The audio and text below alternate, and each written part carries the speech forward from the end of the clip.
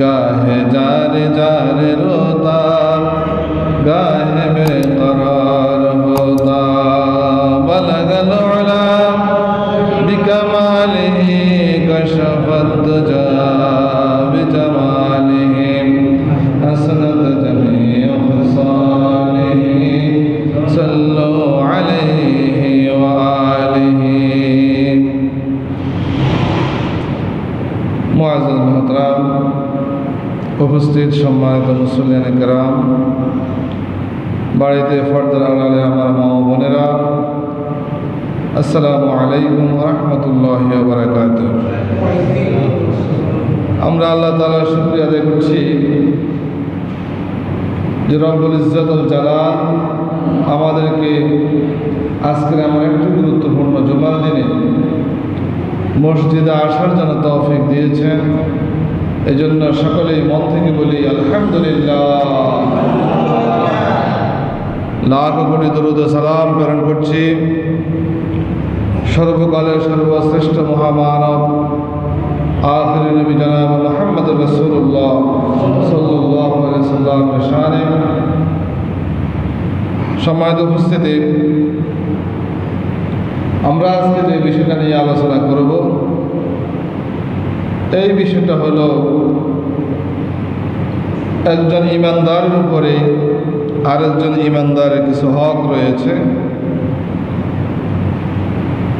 সে দৃষ্টিকোণ থেকে আমি কি পাওনা আর আমি কি দেনা, একজন ইমানদার আরেকজন ইমানদারের সাথে কি ধরনের আচরণ করবে, এই বিষয়গুলো নিয়ে আমরা আজকে আলোচনা করব। তার আগে আমরা এই বিষয়টা ক্লিয়ার হই, একজন মানুষের উপরে দুই শ্রেণীর দুই ধরনের হক। এই হকগুলো হলো হক মানে অধিকার। যেমন বাবার সম্পদে ছেলে যেমন মালিক হয়, মেয়েও মালিক হয়। কি বলেন, হয় কি না? মেয়েরা যে মালিক হয়, মেয়েদের মালিকানা বুঝিয়ে দেওয়াকে বলা হয় হক দেওয়া। কি দেওয়া? যে মেয়েদের হক, অথবা ভাইদের পক্ষ থেকে বোনদেরকে হক বুঝিয়ে দেওয়া। এই হক, এই শব্দটা আরবি হাক্কুন থেকে। হাক্কুন শব্দের অর্থ হইল অধিকার। কি বলছি? হাক্কুন মানে হলো অধিকার, যেটাকে আমরা বলি হক। একজন মানুষ দুইটি জায়গায় তার হক দেওয়া, সে দেনাদার থাকে। একটা হলো হকুল্লাহ। কি বলছি? বলেন, হকুল্লাহ। আমি কি বলছি? হকুল্লাহ শব্দের অর্থ হলো আল্লাহর হক। কার হক? আল্লাহর হক। আর দ্বিতীয়টা হলো হকুন নাস। কি বলছি? হকুন নাস, মানুষের হক। কার হক? একটা হলো আল্লাহর হক, আর একটা হলো কি? মানুষের হক। এই মানুষের হক আবার দুই প্রকার। কয় প্রকার বলছি? মানুষের হক দুই প্রকার। এক নম্বর হইল হকুল ওয়ালিদাইন। হকুল ওয়ালিদাইন মানে হলো পিতা মাতা, প্যারেন্টস, পিতা মাতার হক। আর দ্বিতীয়টা হইল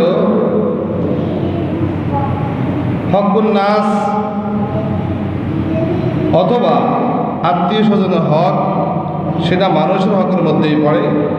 মানুষের হক বলতে এখানে একজন ব্যক্তি আগে কাকে হক দিবে, আগে কাকে সে সেবা প্রদান করবে, তারপর কাকে ভোগ করবে, এইভাবে ভাগ আছে। যেমন আল্লাহ তাআলা বলেন,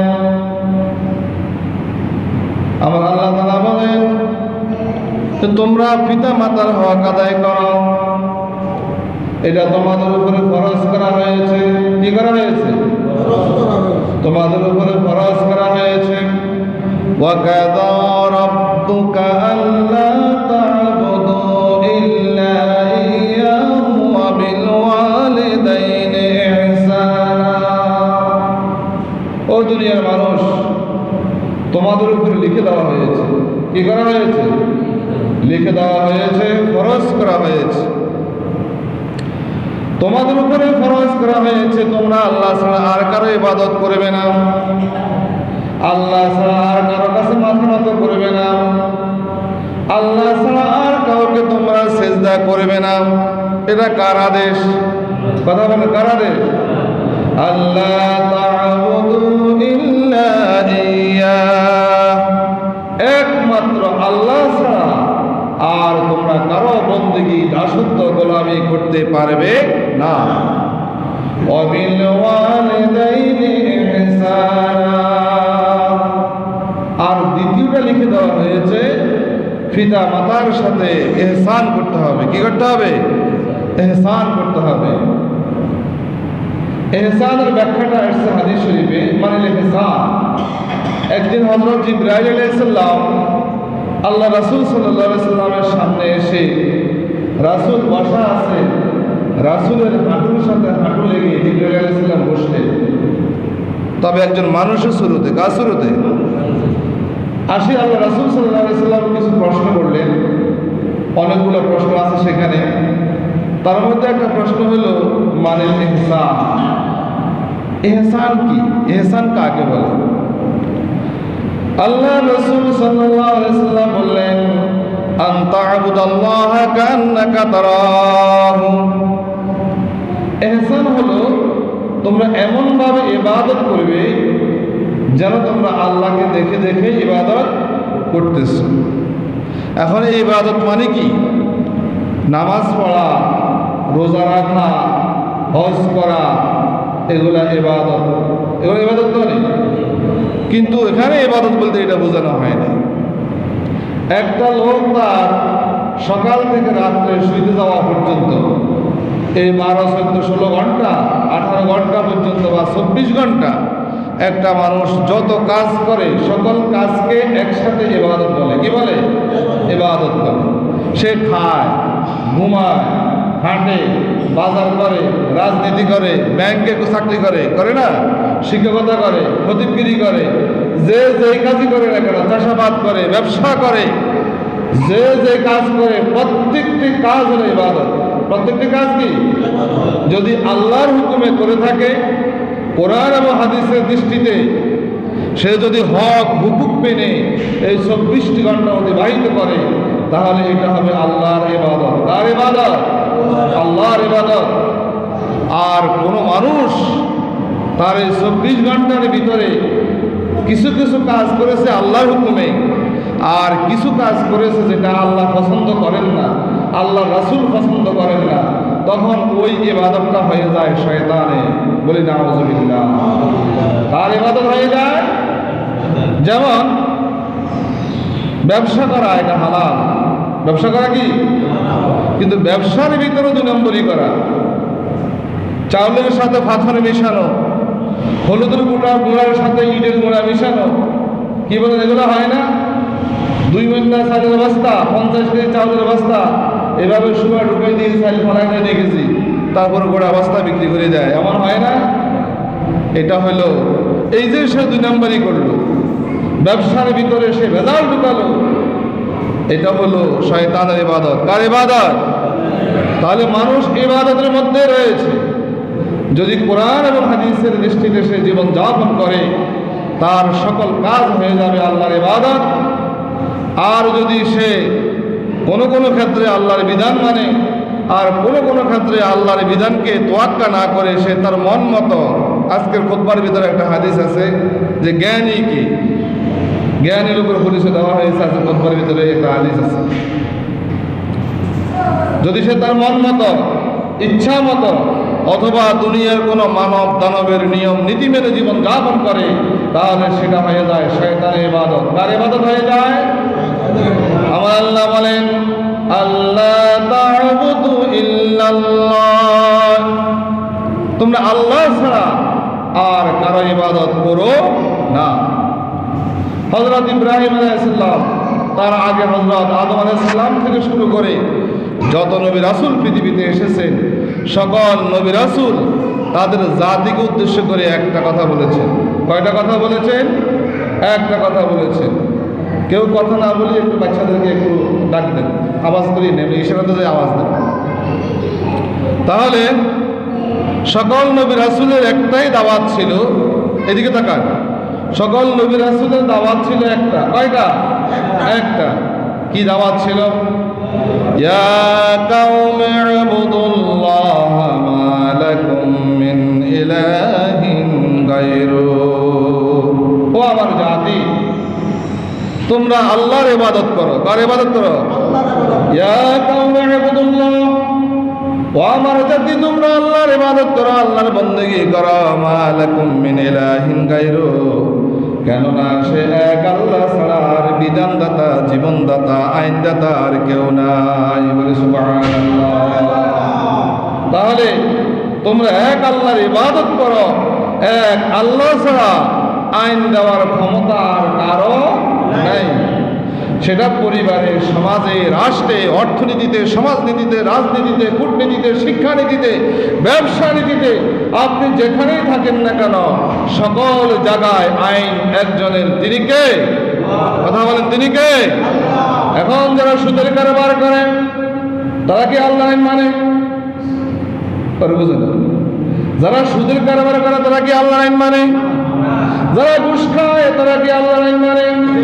যারা ব্যবসার ভিতরে 2 নম্বরই করে তারা কি আল্লাহর আইন মানে? আর যারা আল্লাহর এই জমিনে আল্লাহর বিধানের পরিবর্তে মানুষের রচিত কোনো বিধান বাস্তবায়ন করার চেষ্টা করে তারাও কি আল্লাহকে মানে? তারা কি আল্লাহকে মানে? তাহলে আমার আল্লাহ তারা মানেন, তোমরা একমাত্র আমি আল্লাহর ইবাদত করো। আর সকল নবী এই কথাই বলেছেন, আমার জাতি, তোমরা মাত্র একজনের ইবাদত করো, তিনি হলেন আল্লাহ। তিনি কে? তিনি ছাড়া তো তোমাদের আর কোনো ইলাহ নাই, তিনি ছাড়া তোমাদের আর কোনো আইনদাতা নাই, কোনো বিধানদাতা নাই। তোমাদের জীবনের শুরু থেকে শেষ পর্যন্ত, দোলনা থেকে কবর পর্যন্ত, তোমাদের জীবনের সকল ক্ষেত্রে আমি সৃষ্টিকর্তা আল্লাহ ছাড়া আইন দেওয়ার কারো কোনো ক্ষমতা নাই। বলে সুবহানাল্লাহ। তাহলে জিবরাইল আলাইহিস সালাম আল্লাহ রাসূলকে প্রশ্ন করলেন, ইয়া রাসূলুল্লাহ, মানিল ইহসান, ইহসানটা কি? আল্লাহ রাসূল উত্তর দিলেন, আনতা আবুদাল্লাহ কান্নাকা তারাহু, তোমরা এমন ভাবে ইবাদত করো যেন আল্লাহকে দেখে দেখে ইবাদত করতেছ। ব্যবসা করো, সেখানে মনে রাখবা আল্লাহ দেখে না। আল্লাহ দেখে কি দেখে না? কথা বলেন। আমি যখন ব্যবসা করি আল্লাহ আমাকে তখনও দেখে, আমি যখন নামাজ পড়ি আল্লাহ আমাকে তখনও দেখে, আমি যখন অফিসে গিয়ে ডায়ার খুলে অথবা টেবিলের নিচ দিয়ে লেনদেন করি, ঘুষের কারবার করি, তখন আল্লাহ দেখে না? কথা বলেন, আল্লাহ তখন দেখে না? আল্লাহ তখনও দেখে। তুমি যখন রাজনীতি করো, তুমি যখন বক্তৃতা দাও, তুমি যখন স্লোগান দাও, তখনও আল্লাহ শুনে কি শুনে না? কথা বলেন। আল্লাহ শুনে, আল্লাহ দেখে। সুতরাং এই অনুভূতি নিয়ে জীবন যাপন করতে হবে। আমার প্রতিটি মুহূর্ত পর্যবেক্ষণ করেন কে? আল্লাহ। সুতরাং আনতা আবুদাল্লাহ কান্নাকা তারাহু, তোমরা এমনভাবে ইবাদত করো, এমনভাবে জীবন পরিচালনা করো যেন আল্লাহ তোমাদেরকে দেখতেছে। ওয়াইল্লাম তারাহু, আর যদি তোমরা আল্লাহকে না দেখো, এদিকে খেয়াল করেন, সবাই একটু এদিকে খেয়াল করেন। ইবাদত এমনভাবে করবে যেন তোমরা আল্লাহকে দেখে দেখে ইবাদত করতেছ। ওয়াইল্লাম তারাহু, আর যদি তোমরা আল্লাহকে না দেখো, ফাইন্নাহু ইয়ারাক, তাহলে এইটা বিশ্বাস করবা আল্লাহ অবশ্যই তোমাদেরকে দেখতেছেন। বলে সুবহানাল্লাহ। তাহলে আল্লাহ আমাদেরকে দেখে নাকি দেখে না? কথা বলেন। আমাদেরকে নামাজে দেখে নাকি সমাজেও দেখে? কথা বলেন। যখন আমি নামাজে দাঁড়াই আল্লাহ আমাকে তখনও দেখেন, যখন আমি সুদের কারবার করি তখনও আল্লাহ দেখেন, যখন আমি মদের বোতল হাতে নিয়ে ডক ডক করে খেতে থাকি তখনও আল্লাহ দেখে কি দেখে না? কথা বলেন। যখন আমি মিথ্যা কথা বলি তখনও আল্লাহ দেখে, আবার যখন আমি ছলছাতুরি করি, বায়না করি, যখন আমি সত্য কথা বলি তখন আল্লাহ দেখে, আবার যখন মিথ্যার আশ্রয় নিই তখনও আল্লাহ দেখে। বলে সুবহানাল্লাহ। আল্লাহ দেখে কি? চোখে শুনেছি তো, খেয়াল আছে নাকি? মা ফেরা ছেলে চুরি করতে গেল, শুনেছি না? আচ্ছা, তাহলে আল্লাহ দেখে। আল্লাহ কি? এটা আমরা সবাই বিশ্বাস করি তো? আচ্ছা, তাহলে একজন মানুষের উপরে হক আমরা আলোচনা করছিলাম হকের বিষয়ে। কিসের বিষয়ে? হকের বিষয়ে। হক মানে অধিকার। হক মানে কি? একটা হলো আল্লাহর হক, হাক্কুল্লাহ, আল্লাহর হক। আরেকটা হলো হাক্কুন নাস, মানুষের হক। কার হক? আল্লাহর হক আল্লাহ চাইলে ক্ষমা করে দিতে পারেন, কিন্তু মানুষের হক আল্লাহ কখনো ক্ষমা করেন না। একজন ব্যক্তি বিশাল আমলের পাহাড় নিয়ে আল্লাহর সামনে হাজির হবেন, লোকটা জান্নাতি ঘোষণা হয়ে যাবে, কিন্তু দেখা যাবে চতুর্দিক থেকে কিছু মানুষ এসে তাকে ঘিরে ধরবে। আল্লাহ বলবেন, কি হলো, তোমরা কেন সবাইকে ঘিরে ধরলা? এখন এক একজন এক একটা অভিযোগ করবেন, আল্লাহ এই লোকটার কাছে আমি পাওনা আছি। কি পাওনা? এই লোকটা ক্ষমতার মালিক ছিল, প্রভাবশালী ছিল, একদিন রাস্তায় ধরে আমাকে অপমান করেছে, আমাকে বেইজ্জতি করেছে, আমার সম্মান নষ্ট করেছে, আমি সেই সম্মানের জরিমানা আজকে তার থেকে চাই। একজন বলবে আমি তার থেকে টাকা পাই, একজন বলবে আমার দোকানে চা খাইছে, আমার দোকান থেকে সদাই নিছে, আমাকে টাকাগুলো দেয় নাই। আরেকজন বলবে আমার দোকান থেকে বস্তু নিয়ে রমজানে আল্লাহর রাস্তায় খাওয়াইছে, সেই টাকা দেয় নাই। এমন জালিম পৃথিবীতে আছে না নাই? কথা বলেন। আমি জানি আছে, গোস্ত দোকান থেকে গোস্ত আনি, আল্লাহর রাস্তায় খাওয়াইছে রমজানে, কিন্তু ওই ব্যাটার টাকা দেয়নি। ক্ষমতা কিসের কারণে? এখন একজন একদিকে দাঁড়াবে, সবাইকে যখন তার পাওনাটা দেওয়ার জন্য, তখন সেখানে টাকা পয়সার কোনো কাজ করবার নাই। তার ন্যাক আমলগুলা দিতে দিতে সে তখন শূন্য হয়ে যাবে, কিন্তু পাওনাদার শেষ হবে না। তখন আল্লাহ বলবেন, ঠিক আছে, যারা পাওনা আছো তোমাদের পাপের বোঝাটা এর কাঁধে চড়াই দাও। বলি নাউজুবিল্লাহ। একটু আগে লোকটা জান্নাতি ছিল, 5 বার হজ করেছে, উমরা করেছে 10 বার, সবসময় নামাজ পড়তো, যাকাত দিত, কিন্তু মানুষকে ক্রিটিসাইজ করতো, মানুষকে অসম্মানিত করতো, চুরি করতো, ডাকাতি করতো। সে দিনে জুব্বা গায়ে দিয়ে হাঁটতো, কিন্তু রাতের বেলায় সে গোঁজ দিয়ে ডাকাতি করতো। এমন লোক সমাজে আছে না নাই? অথবা কলমের আগা দিয়ে ডাকাতি করতো। ডাকাতির সিস্টেম একটা হইলো রাস্তা দাঁড়াই ডাকাতি করা, আর একটা হলো জাতীয় সম্পদ অফিসে বসে, সরকারি অফিসে বসে কলমের আগা দিয়ে। ওই দিন একটা প্রতিষ্ঠানের ঘটনা বলি, একটা প্রতিষ্ঠানে 2 লাখ টাকা বরাদ্দ। কত লাখ টাকা? 2 লাখ টাকা। সভাপতি পরে বলল আর 80,000 টাকা আছে। আর কত আছে? 80,000 টাকা বাকি আছে। 1,20,000 টাকা কি নাই? তো সেটা কোথায়? অমুক জায়গায় 20%, অমুক অফিসে 6%, এমপি সাহেবের 2%, এইভাবে পার্সেন্ট দিতে দিতে আর মাত্র 80,000 টাকা আছে। বাজেট কিন্তু 2 লাখ। এখন 1,20,000 টাকা গেল কোথায়? কোন ডাকাইতে খাইলে? এরা হইল ডাকাত। ঠিক আছে কিনা? এরা জাতীয় ডাকাত। তাহলে এখন এই মানুষের হক নিয়ে আমরা কথা বলছি। মানুষ তার হকগুলো যখন চাইবে, ন্যাক নিতে নিতে লোক দেওয়ার আর কিছুই নেই, তখন পাওনাদারদের ফাঁপের বোঝা তার মাথায় ছড়ানো হবে। একটু আগে যে লোকটা জান্নাতে ছিল, সে জাহান্নামে চলে যাবে। বলি নাউজুবিল্লাহ।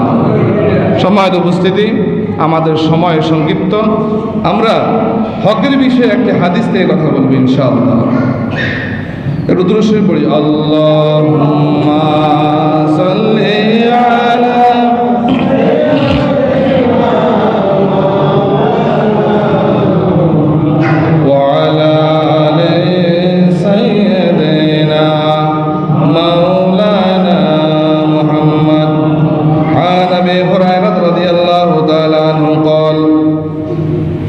রাসূলুল্লাহ قال رسول الله صلى الله عليه وسلم للمؤمن على المؤمن 6 خصال। আল্লাহ রাসূল সাল্লাল্লাহু আলাইহি ওয়াসাল্লাম যখন হাদিস বর্ণনা করতেন, কি করতেন? হাদিস বর্ণনা করতেন, তখন সাহাবায়ে কেরাম এমনভাবে বসে থাকতেন, ফাঁকি মনে করতো যে ওই যে খেতারালি কি আছে না, স্যাঙ্গামোড়া নিবা, স্যাঙ্গামোড়া অথবা কোনো গাছ কি লড়াচড়া করে নাকি? সোজা দাঁড়ায় থাকে না? এভাবে। অথবা ফিলার, একটা ফিলার যখন দাঁড়ানো হয়, ফিলার কি নড়াচড়া করে? সাহাবায়ে কেরাম এভাবে বসে থাকতেন, আল্লাহ রাসূলের মুখ থেকে কথা শোনার জন্য এভাবে বসে থাকতেন, যাতে করে শুনতে দৃষ্টিভঙ্গি অন্যদিকে না যায়। এই জন্য আমরাও খেয়াল করব। আন নবী হুরায়রা রাদিয়াল্লাহু তাআলা قال رسول الله صلى الله عليه وسلم হযরত আবু হুরায়রা রাদিয়াল্লাহু তাআলা আনহু থেকে বর্ণিত, তিনি বলেন রাসূলুল্লাহ সাল্লাল্লাহু আলাইহি ওয়াসাল্লাম বলেছেন, লিল মুমিনি আলাল মুমিনি সিত্তু খিসাল, একজন ইমানদারের উপরে আরেকজন ইমানদারের 6টা হক। কি বলছি? একজন ইমানদারের উপরে আরেকজন ইমানদারের কয়টা হক? আমরা এখানে যারা আছি সবাই কি ইমানদার না? কথা বলে ইমানদার কি না? তো এই জন্য সকলে একবার বলি আলহামদুলিল্লাহ। তাহলে আমরা সকলে যদি ইমানদার হই, আপনার কাছে আমার পাওনা, আমার কাছে আপনাদের পাওনা 6টা। কয়টা? খেয়াল করে শুনতে হবে। কয়টা পাওনা? পাওনা বুঝলে না পরিশোধ করার অথবা এটাকে গ্রহণ করার আমার সেই মানসিকতা হিসেবে। লিল মুমিনি আলাল মুমিনি সিত্তু খিসাল, একজন ইমানদারের উপরে আরেকজন ইমানদারের 6টা হক। 1 নম্বর হলো ইয়াউদুহু ইযা মারিদা, একজন ইমানদার যখন অসুস্থ হবে, কি হবে? যখন কোনো ইমানদার অসুস্থ হয়, বাকি ইমানদারদের উপর তার অধিকার প্রতিষ্ঠিত হয়ে যায়।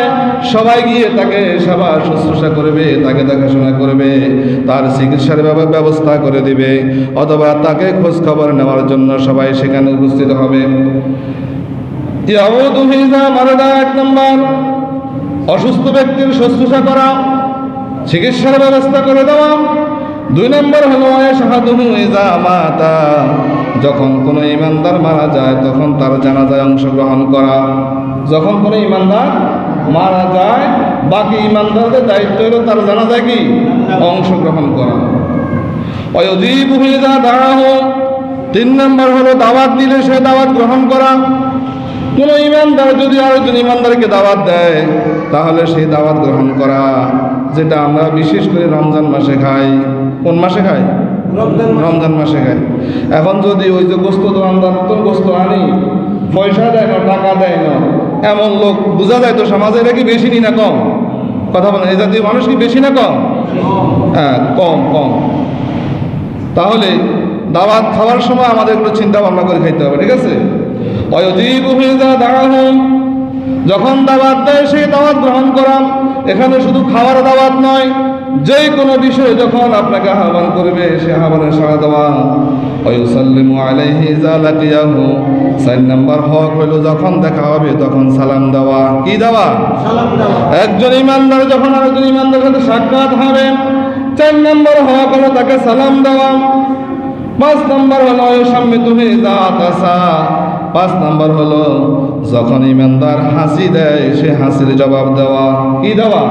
হাসির জবাব দেওয়া। যিনি হাসি দিবেন তিনি বলবেন কি? আলহামদুলিল্লাহ। আর যারা শুনবে তারা বলবে কি? ইয়ারহামুকাল্লাহ। কি বলবে? ইয়ারহামুকাল্লাহ। এটা হলো 5 নম্বর অধিকার। 6 নম্বর হলো ওয়ায়ানসাহু লাহু ইযা গাবা ওয়া শাহিদা, একজন ইমানদারের উপরে আরেকজন ইমানদারের 6টা হকের 6 নম্বর হলো উপস্থিত অনুপস্থিত সমস্ত ইমানদারের জন্য দোয়া করা। বলে সুবহানাল্লাহ।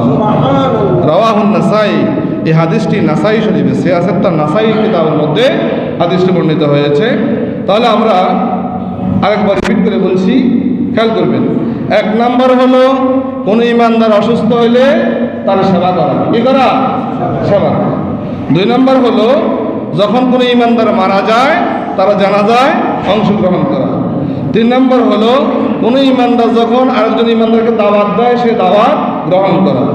4 নম্বর হলো যখন একজন ইমানদারের সাথে আরেকজন ইমানদারের দেখা হয় কি করতে হবে? সালাম। সালাম কি দিতে হবে? সালাম দিতে হবে। 5 নম্বর হলো কোনো ইমানদার যদি হাসি দেয় তাহলে অন্য শ্রোতা সকল ইমানদার সে হাসির জবাব দিবে। হাসিদাতা বলবে আলহামদুলিল্লাহ, শ্রোতারা বলবে কি? ইয়ারহামুকাল্লাহ, ইয়ারহামুকাল্লাহ।